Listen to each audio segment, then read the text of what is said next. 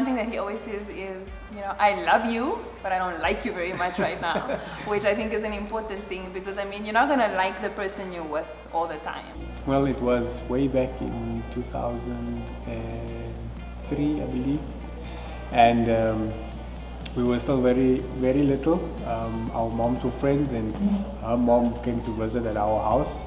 And I was 15, she was 13. And yeah, that's how we met. So we were just kids way back then, playing around, having fun.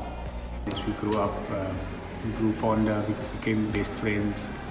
We had our ups and downs, but that's how life goes. But in the end, it all worked out very well. He stalked me for a while, a long while. But I think the time that we really got serious was when we were very dedicated to the church and stuff. And I think at that point he realized, I'm a catch. So he who finds a wife. And at that moment we started, getting to know each other on a deeper level. We've known each other for 15 years, but we didn't know that part of each other. So we started exploring that part of each other. We really connected on a spiritual level as well. The timing was right, everything felt right, and we were like, it was a very mutual thing. I would hope I wasn't forcing him into marriage, but we're still good. We actually separated a bit and concentrated or focused most of our time dedicating ourselves to the church, and through that we came back together again, and that's where I knew that this was meant to be. For me, it was more like, when something happens during your day, or you want to tell something when it's exciting or when you're sad, and he was always the first person that I would want to call. Whether we were together or not, he was still my best friend, and I think the fact that we were best friends, despite everything that we were going through, we still remained friends. So for that was important for me to know that this is the person that, is going to be my go-to person all the time. And that's when I knew, he just needs to put a ring on it. The expectation previously was just to get married, have kids, and go forth. But then again, you hear so many failed marriages around you, and then I look at what's the common denominator of something that's not there, and that's where I realized God should be there, otherwise it won't last. I think for me the expectation is everyone always thinks when you're married you have to become this old boring couple. And I think for us it hasn't been like that. Obviously we still go through our ups and downs, but I think we're trying to keep things, interesting, spicy, So with all that being said, I think it's what you make of it. You should, continue dating each other even though you're married, continue trying to impress each other, dress up for each other, the way that you would when you're still courting each other. And I think that has been one of the fundamental things for us. We've always, trying to spark each other's interest, make sure that we're always connected. Doesn't matter where he's going in his life, or I want to go career-wise or whatever. We always, kind of touch base with each other. When you get married, to kind of keep it between the two of you and not take your problems to other people. Because the moment that you take your issues to other people, you kind of give them a leeway to say, you have a right to say something in my marriage. So that kind of makes it a bit lonely sometimes, because you feel like you don't have someone that you can vent to or talk to. But I think that's when the whole your relationship with God really comes in, because then you pray about something instead of talking about it, and then the moment that you pray about it, you kind of have a calmness. So when you do speak to your spouse, you have already calmed yourself down. But it doesn't always happen. We've got our heated arguments a lot, but I think it's very important for us to just keep it between the two of us, and if there is something major, to actually look for help from someone that has either been through something like that, but obviously in a more spiritual, or someone that's going through something that can give us the correct advice and not be like, oh, leave him, or move away, but actually help us further on and say, push through, pray through it, work through it together. So that was kind of something that you don't expect in a marriage, or you don't think that's what you need, but it is actually something that's very important. I try to arrange some getaways. As Kaila mentioned before, the date nights are very important, so that's how we spice things up a bit, and yeah, I think that's how we keep the flame burning. So the spontaneous moments, when you're courting or dating someone, you've got the whole, oh, you look good, or you go and dye your hair or cut your hair or dress yourself up, put on nice perfume. I think that's then important in a marriage, and I think that's our thing. We try and keep that, spontaneousness within ourselves, dressing up for each other. When we do go on date night, it's not just put on your pajamas or something comfy. We try and dress up for each other like we would if we were still dating.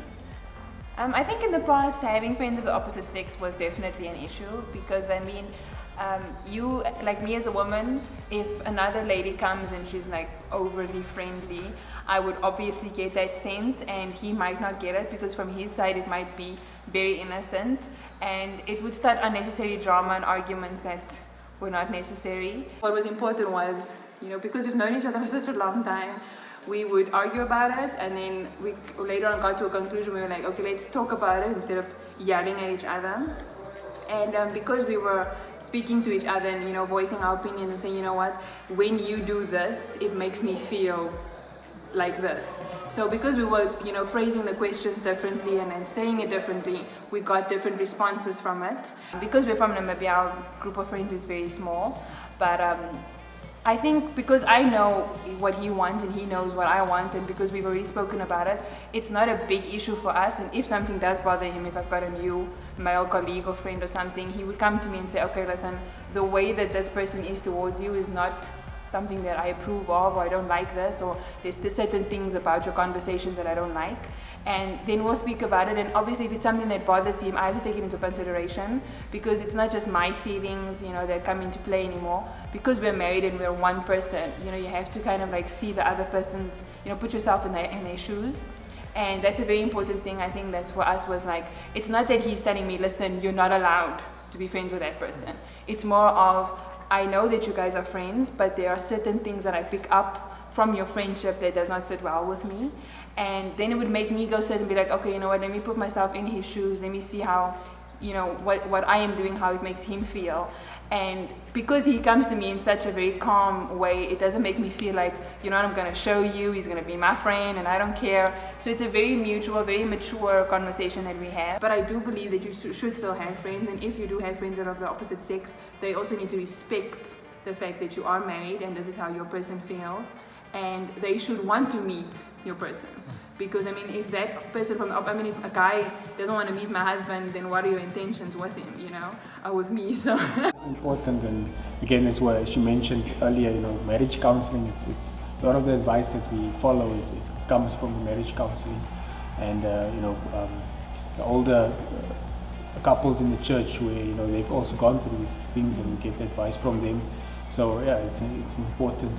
Those are the guidelines we follow, and we try to stick to. For me, I think it's, you do not enter a relationship, it's not a 50-50 thing. Our pastor used to say to us all the time, it's 100-100, So if he lacks something one day, I have to make up for that. So that, I think, was a very important thing I always took away. And I'm 100% me, I know who I am and my identity that I have, and just like he has his. I think I definitely would have married him sooner. I know that probably sounds weird. I think since we've been married, it's been way better than what it was when we were just dating. People have this notion of marriage makes you old and boring and stuff, but for us, I think it's been very interesting. From where we started in our marriage when we were staying in a little small flat, how God has taken us so far through things. So I would definitely have wanted to do that sooner, because I think, he's my best friend. If I could do things over, I think a lot of the arguments and stuff, I wouldn't have been so vocal all the time about it. I think that's kind of, there's always one person in a relationship that gets agitated quickly and vocal, and one person that walks away. One thing we also learned was our different languages, how to speak to each other. He's a very quiet person, he doesn't like conflict, so he walks away. And in the past that would upset me, because I was like, we're gonna sort this out now, where I kind of learned, calm down. He'll give me my space, and once I've calmed down, I realize, a lot of things I would have said out of anger, I obviously don't say now anymore. So I think I would definitely, I would have changed that a lot sooner. I'd have let him walk away, breathe, and then be like, hey, so I was right anyway. But, but yeah, again, women, we're not always right. Sometimes, most of the time we are. But, and I think the fact that we can honestly say it to each other and be like, okay, so maybe you were right, the shop is where it is, where you said it was, where I thought. So that's kind of the small stuff. And I think the small stuff is what used to cause the biggest arguments in our relationship. So I think definitely, airing out love languages, how to speak to the other person to give them space, body language as well, because sometimes you think you're saying something in a way and then he can take it a complete different way. So those are the type of small things I would have changed. Like you said, mentioned before, we've had a lot of ups and downs.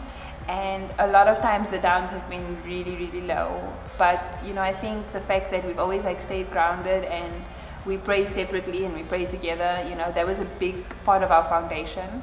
And because of that, we could always see, it doesn't matter how low things are or how bad they seem, God has always pulled through for us. And a lot of times, most mornings when I wake up in the house and I open the curtain and you look out on the garden, you think to yourself, we would not even be here if it wasn't for God. How blessed are we for the things that we have? And especially if you hear stories on the news and stuff and people going through stuff and you just sit there and you're we are so blessed to still be together. I'm still so in love with him. He makes me very angry, but there's no one else I would rather be with. And like you said, the kids are our biggest blessing. If you look at them and the way that they talk about us most of the time, I think we're doing something right there. Everyone always tells us they're well behaved and they're such good kids, and so I think we thank God for whatever we're doing. It seems to be working. I think it's also one of those things where, again, every day is a blessing. I wake up and I think, if you would ask me 5 years ago, where would I be in 5 years? This is not what I would have pictured. Obviously, he's so blessed.